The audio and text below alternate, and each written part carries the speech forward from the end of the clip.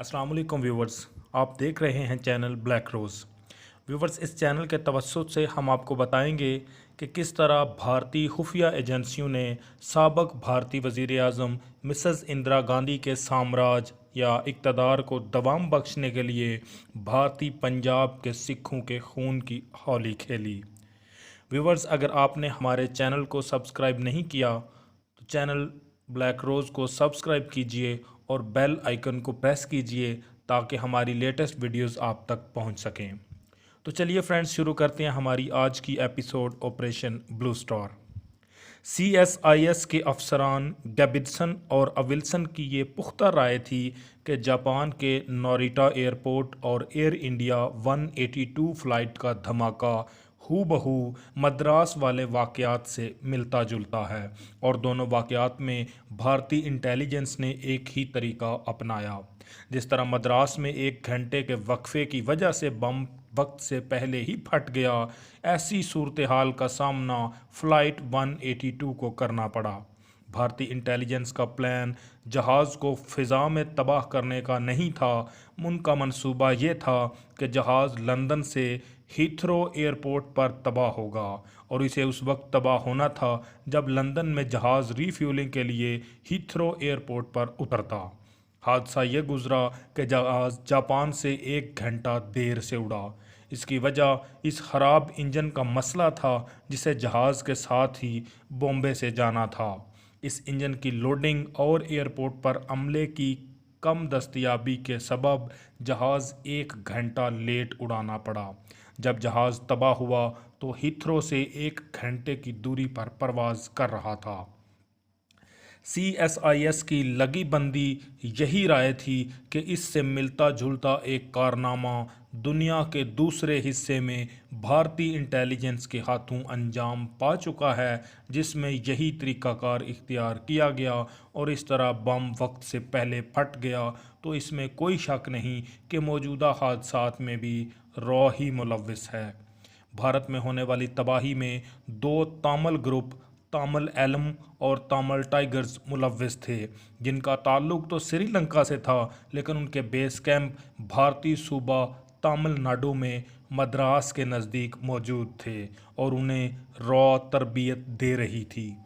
दोनों ग्रुपों को, जो श्रीलंका हुकूमत के बागी थे, भारतीय तामिल आबादी की मुकम्मल हिमायत हासिल थी और मगरबी इंटेलिजेंस एजेंसियों से ये बात ढकी छुपी नहीं थी कि उनके कैंप कौन चला रहा है और इन कैंपों से होने वाली कोई भी हरकत भारतीय इंटेलिजेंस की इजाज़त के बगैर नामुमकिन थी। तामिल गोरिलों और भारतीय इंटेलिजेंस के दरमियान ताल्लुकात की रिपोर्टें CSIS को CIA और MI5 के ज़रिए उनके दरमियान मौजूद आपसी ताउन के मुआहदे के तहत मिलती रहती थीं। बरतानवी इंटेलिजेंस को तामिलों और इंडियन इंटेलिजेंस के दरमियान मौजूद ताल्लुकात से मुकम्मल आगाही हासिल थी। इंटेलिजेंस SAS श्रीलंका की इंटेलिजेंस को एक मुआहदे के तहत ट्रेनिंग दे रही थी। इस तरबियत में श्रीलंका की सिक्योरिटी फोर्सेस को तामिल बागियों से निपटने के लिए खुसूसी तरीक़ों से आगाह किया जाता था। CSIS के इल्म में ये बात आ चुकी थी कि मद्रास एयरपोर्ट पर तबाही का कारनामा भारतीय थर्ड एजेंसी ने अंजाम दिया था। ये एक खुसूसी इंटेलिजेंस यूनिट था जो भारतीय वज़ीर आज़म की बराह रास्त निगरानी में काम करता था और जिसे भारतीय वज़ीर आज़म मिसेस इंदिरा गांधी की खुसूसी हिदायत पर अंदरूने भारत दहशतगर्दी के लिए वजूद में लाया गया था। इस तरह भारतीय वज़ीर आज़म भारत के अलहदगी पसंद ग्रुपों को बदनाम करके बैनुल अक़वामी और मुकामी हिंदू आबादी की हमदर्दियाँ हासिल करती थी।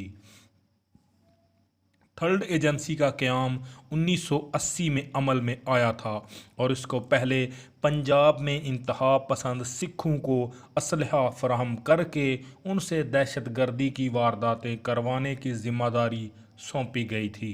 इस तरह ऐसा जवाज़ पैदा किया जा रहा था जिसका लाजमी नतीजा भारतीय फ़ौज की मुदाखलत होता, जो मिसेस इंदिरा गांधी का मंशा था।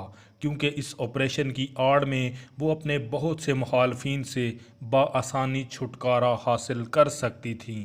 تھرڈ ایجنسی کے متعلق مکمل معلومات فراہم ہونے کے بعد CSIS نے یہی نتائج اخذ کیے کہ بھارتی انٹیلی جنس کی یہ بدنام زمانہ ایجنسی کینیڈا میں بھی روبہ عمل ہے، یا پھر انہی بنیادوں پر را نے کسی اور گروپ کو تربیت دے کر یہاں داخل کر دیا جو ان دونوں وارداتوں کا ذمہ دار ہے۔ CSIS کے پاس ایسی بہت سی واقعاتی شہادتیں موجود تھیں جس کی بنا پر انہوں نے یہ نتائج اخذ کیے کہ ایئر انڈیا اور نوریٹا ایئرپورٹ پر تباہی انڈین ایجنٹوں کے ذریعے ہی کی گئی۔ اس سوال پر کہ ان حادثات میں کتنی گہرائی تک را کا ہاتھ ہے، دو طرح کے نکات زیر بحث آئے۔ گیبسن والے گروپ کا خیال تھا کہ ایئرپورٹ پر کھڑے ہوئے جہاز کی تباہی کا منصوبہ براہ راست دہلی میں تھرڈ ایجنسی نے بنایا تھا۔ اس میں یہ احتیاط ملحوظ خاطر رکھی گئی کہ کھڑے ہوئے جہاز کی تباہی سے جانی اور مالی نقصان کم ہوتا لیکن پروپیگنڈا زیادہ ہوتا، کیونکہ ہیتھرو ایئرپورٹ پر ہونے والے دھماکے کی گونج ساری دنیا کے پریس میڈیا میں سنی جا سکتی تھی۔ ولسن اور اس کے ساتھیوں کی رائے یہ تھی کہ یہ آپریشن انڈین انٹیلی جنس نے کینیڈا ہی میں تیار کیا ہے اور دہلی کو اس سے الگ رکھا گیا ہے۔ یہ سارا آپریشن مقامی سکھ ایجنٹوں کی مدد سے تیار کیا گیا اور اس کا سب سے بڑا مقصد کینیڈا میں رہنے والے سکھوں کو بدنام کرنا تھا۔ اس کے لیے یہ ضروری تھا کہ یہ بھیانک کارروائی بھی مقامی سکھوں کے ذریعے ہی انجام پائے۔ دونوں گروپوں کی متفقہ رائے یہی تھی کہ جیسے ہی جہاز تباہ ہوا، بھارتی قونصل جنرل کے ڈس انفارمیشن سیل نے اپنا نیا آپریشن لانچ کر دیا، جس کا مقصد کینیڈین انٹیلی جنس کی تفتیش کو گمراہ کرنا اور غلط راستے پر لگانا تھا۔ مثال کے طور پر سریندر ملک کی طرف سے اخبارات کو امنت سنگھ اور لال سنگھ کی کہانی پہنچانا، جو FBI کو راجیو گاندھی کے قتل پلان کے سلسلے میں مطلوب تھے۔ اس کا مقصد کینیڈین سیکیورٹی کی تفتیش کو غلط رخ پر موڑنا تھا، اور یہی ہوا۔ ایک عرصے تک یہ لوگ ان دو نامعلوم سکھوں کو تلاش کرتے رہے اور اس دوران بہت سے شواہد ضائع ہو گئے۔ CSIS کے اخذ کردہ نتائج کو ایک طرف رکھ کر اگر دیکھا جائے تو بھارتی حکومت کی یہ طے شدہ پالیسی ہے کہ جھوٹ، سچ، دھونس، دھاندلی، ہیرا پھیری، کسی بھی طریقے سے، غلط طریقے سے یا صحیح طریقے سے، وہ سکھوں کی اکثریت کو جس کا تعلق غیر ممالک میں کینیڈا سے ہے بدنام کرنا چاہتے تھے۔ ان کا مشن یہی تھا کہ مغربی دنیا جو سکھوں کو ایک محنت پیشہ اور اپنے کام سے کام رکھنے والی قوم کی حیثیت سے جانتی ہے، ان کی سوچ اور خیالات بدل جائیں۔ یہ ہے دنیا کی سب سے بڑی نام نہاد جمہوریت کی دعوے دار حکومت کا اصلی روپ۔ اس بات میں کوئی بھی شک نہیں کہ بھارت نے ڈس انفارمیشن کا جو آپریشن مغربی دنیا میں شروع کیا، اس میں اسے کامیابی ملی۔ یہ تو بعد کی بات ہے کہ سچائی کب سامنے آئے گی، لیکن سچ تو یہ ہے کہ دنیا نے سکھوں کو اس وقت دہشت گرد سمجھنا شروع کر دیا تھا، اور کینیڈین اور امریکن خاص طور سے یہ سمجھنے لگے تھے کہ جہاز کی تباہی میں سکھوں کا ہاتھ ہے۔ کینیڈا میں شاید تلوندر سنگھ پرمار وہ واحد سکھ تھا جسے اس واقعے کے بعد سب سے زیادہ شہرت ملی۔ ببر خالصہ کا یہ مذہبی لیڈر راتوں رات شیطان کی طرح مشہور ہو گیا۔ ایک تند ہو اور سخت مزاج سکھ دیکھتے دیکھتے اخبارات کی خبروں کا موضوع بننے لگا، اور غیر سکھ اقوام میں اس کی شناخت ایک دہشت گرد کی حیثیت سے ابھرنے لگی۔ وینکوور کے اخبارات اس کو امریکا کے سائیڈ ونڈر میزائل کی مشابہت سے سائیڈ ونڈر سنگھ پرمار کا نام دیتے تھے۔ بھارتی جہاز کی تباہی کے بعد RCMP کی فائلوں میں اسے بگ ٹی کا نام دیا گیا۔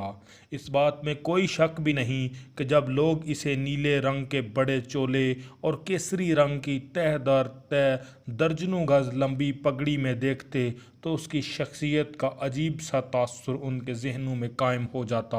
وہ خود کو زندہ شہید کہا کرتا تھا۔ یہ خطاب اس کے ایک پیروکار سرجن سنگھ نے اسے دیا تھا۔ اس کے مخالف دھڑے کے سکھوں نے بعد میں بگاڑ کر اسے مرشدہ شہید بنا دیا۔ پرمار 20 فروری 1944 کو پنجاب کے ایک کسان گھرانے میں پیدا ہوا۔ اس کے باپ نے 2 شادیاں کی تھیں اور پرمار اپنے باپ کی دوسری بیوی میں سے 4 بھائیوں میں سب سے بڑا تھا۔ وہ اپنی ٹوٹی پھوٹی انگریزی میں کہا کرتا تھا، میری 2 مائیں ہیں، میرے باپ کی عمر اس وقت 87 سال ہے۔